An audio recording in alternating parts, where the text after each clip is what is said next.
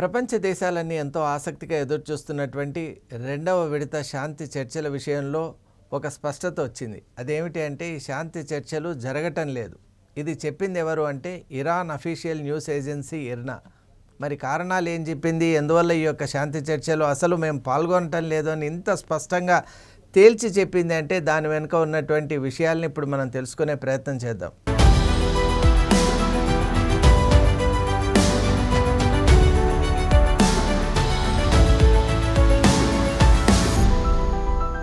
మొదటి విడత చర్చలు ఎప్పుడైతే ఇరానియన్ పార్లమెంటరీ హెడ్ అయినటువంటి గాలిబఫ్, అలాగే అమెరికన్ యుఎస్ వైస్ ప్రెసిడెంట్ అయినటువంటి జేడీ వాన్స్ మధ్య జరిగినటువంటి మరాథన్ టాక్స్, 21 అవర్స్ మరాథన్ టాక్స్లో చిన్న చిన్న అంశాలు మాత్రం కొద్దిపాటి సమన్వయం కలిగి ఉన్న అసలైనటువంటి అంశాల్లో మాత్రం ప్రతిష్టంభన అనేటువంటిది అలాగే కొనసాగింది. ముఖ్యంగా హెర్ముజ్ విషయంలో కానివ్వండి, శుద్ధి చేసినటువంటి యురేనియంను అమెరికాకు తరలించడం, అలాగే లెబనాన్ విషయం కూడా చాలా ముఖ్యమైనటువంటి ఒక ఆసక్తికరమైనటువంటి అంశంగా, ఒక అబ్స్టకల్గా కూడా అక్కడ మిగిలిపోయింది. మరి ఇవంతా చూస్తూ ఉన్నటువంటి నేపథ్యంలో ఎప్పుడైతే అందరూ కూడా ఒక రకంగా సీజ్ ఫైర్కి ఇంకా 48 అవర్స్ టైం ఉందో అలాంటి ఆ నేపథ్యంలో పాకిస్తాన్ ఒక వేదిక ఏర్పరిచింది. ఆ వేదికలో భాగంగా మల్టీ డే ఈ టాక్స్ అనేటువంటిది, అంటే not limited to 1 day but it could extend to many day అని మల్టీ డే టాక్స్కు ఒక వేదికను అక్కడ పాకిస్తాన్ ఏర్పరిచింది. అమెరికా కూడా తాను ఆ టాక్స్లో పాల్గొనడానికి సిద్ధమని కూడా వ్యక్తం చేసి తన టీం కూడా సేమ్ టీం, ఇంతకుముందు ఎవరు వచ్చారో విట్కాఫ్ కానివ్వండి, అలాగే జెరెడ్ కుష్నర్ కానివ్వండి, అలాగే జేడీ వ్యాన్స్ కానివ్వండి, వీళ్ళందరూ సేమ్ టీం విల్ కమ్ అనేటువంటి విషయాన్ని అక్కడ ట్రూత్ సోషల్ వేదికగా ట్రంప్ కూడా వెల్లడించడం జరిగింది.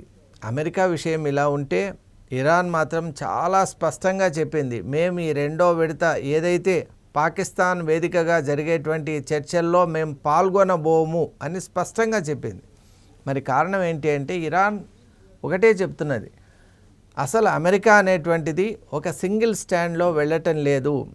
It is changing it's stand many times. దానివల్ల మనం ఒక పర్పస్ఫుల్గా, ఒక యూనిలేటరల్గా, అలాగే ఒక కన్క్లూజివ్ అండర్స్టాండింగ్ అనేటువంటిది మనం తీసుకోవటం చాలా కష్టం. అలాగే ఇరాన్ ఇంకో విషయం కూడా చాలా సూక్ష్మంగా చెప్పింది, హెర్ముజ్ స్ట్రైట్ అనేటువంటిది తన సార్వభౌమ అధికారంలో ఒక భాగమని, అంతర్భాగమని, దాన్ని ఏ విధంగా అయినా అమెరికా తొక్కేయాలని కానీ తమ నుంచి తీసుకోవాలనేటువంటి ప్రయత్నం చేసినట్టయితే అది కాన్స్టిట్యూషన్కు చేసే అవమానంగా మేము భావిస్తామని, దాన్ని ఎట్టి పరిస్థితిలో కూడా మేము ఒప్పుకోమని తేల్చి చెప్పింది.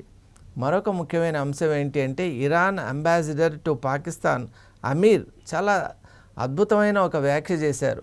అసలు అమెరికా నేను శాంతి చర్చలు చేస్తున్నాను, ఇంటర్నేషనల్ డిప్లొమసీ చేస్తున్నాను అంటూనే ఇంటర్నేషనల్ లా ఏదైతే చెప్పిందో దాన్ని ఖండిస్తోంది, అలాగే తన యొక్క స్టాండును మారుస్తోంది, అలాగే లెబనాన్పై అంశం అనేటువంటిది అంత ముఖ్యమని మేము చెప్తున్నా కూడా దాన్ని మొదట ఒప్పుకొని తర్వాత ఇది secondary to the main understanding of our pact అని చెప్తోంది. మరి ఇవన్నీ అంశాలు ఎప్పుడైతే మనం చూస్తామో ఇంటర్నేషనల్ డిప్లొమసీ అంటే ఎప్పుడు కూడా ట్రాన్స్పరెన్సీ ఉండాలి, పర్పస్ఫుల్నెస్ ఉండాలి, అలాగే దాని వెనక ఉన్నటువంటి కార్డినల్ ఎలిమెంట్స్ ఏవైతే ఉంటాయో అవన్నీ కూడా ప్రతి ఒక్కరూ ఒప్పుకునేటువంటి విధానంలో ఉండాలి, ఇరు పక్షాలకు సమ్మతంగా ఉండాలి. కానీ ఇక్కడ మనం చూసినట్టయితే అమెరికా తన యొక్క వార్ టైమ్ స్ట్రాటజీస్ని ఇక్కడ వాడుతోంది. డిప్లొమసీ అనేటువంటి పేరుతో ఇరాన్ను లొంగదీసుకొని ఇరాన్పై తన పెత్తనం చెలాయించాలి అనేటువంటి ఒక తీవ్రమైన ఆకాంక్షతో ఉంది అనేటువంటి అంశాన్ని ఇరాన్ గుర్తించడం, అలాగే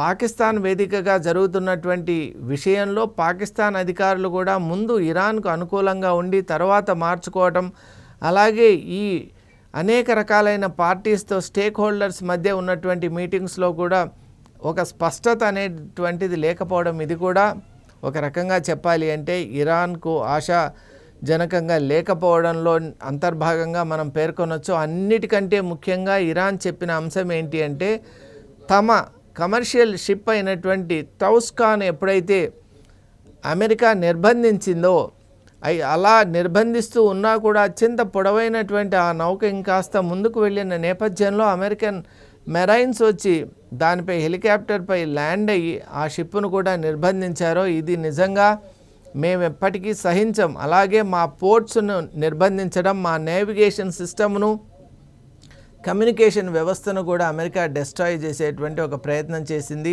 మా మధ్య నిజంగా చెప్పాలి అంటే ఒక అండర్స్టాండింగ్ లేకుండా, ఒక నెట్వర్క్ లేకుండా చేసేటువంటి ప్రయత్నం చేసింది. మమ్మల్ని ఐసోలేట్ చేసే ప్రయత్నం చేసింది. కాబట్టి ఇది ఇంటర్నేషనల్ లాకు కానివ్వండి, ఇంటర్నేషనల్ హ్యూమన్ రైట్స్కి విరుద్ధంగా మా రెసిడెన్షియల్ ఏరియాస్లో ముఖ్యంగా స్కూల్పై దాడి చేసి అనేక మంది స్టూడెంట్స్ యొక్క మరణానికి కారణమైంది. కాబట్టి వీటిని మేము ఎప్పుడూ మర్చిపోం. అలాగే డిప్లొమసీ పేరుతో ఎవరైనా కనుక దేశాన్ని డెస్ట్రాయ్ చేయాలనేటువంటి ఒక ప్రణాళికతో ముందుకొస్తే ఇరాన్ ఎప్పుడు కూడా అది సహించదని స్పష్టంగా చెబుతూ, ఈ యొక్క శాంతి చర్చలకు ఇప్పుడున్నటువంటి వాతావరణంలో మేము ఎప్పటికి కూడా అంగీకరించబోమని చాలా స్పష్టంగా చెప్పింది.